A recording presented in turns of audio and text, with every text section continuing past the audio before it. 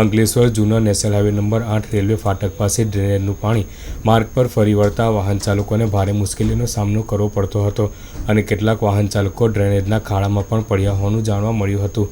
નગરપાલિકા દ્વારા ડ્રેનેજના સમારકામની કામગીરી કરવામાં આવી હતી અને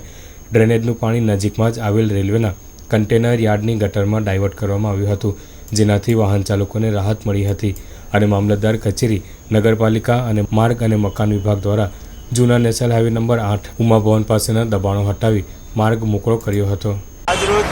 ઉમા ભવન ખાતે જે પાણીનો જે પ્રશ્ન હતો એ પાણીનો પ્રશ્ન લગભગ 3 દિવસથી ઉકેલાઈ ગયો છે, પણ પાણીની જૂના નેશનલ હાઈવેની જે બંને સાઈડ છે તે થોડા દબાણો હતા અને એ દબાણદારોને અમે સમજાવટ કરેલા અગાઉ 3 દિવસ પહેલાં, તો તેમના તરફથી સારો પ્રતિસાદ મળ્યો છે અને સ્વેચ્છાએ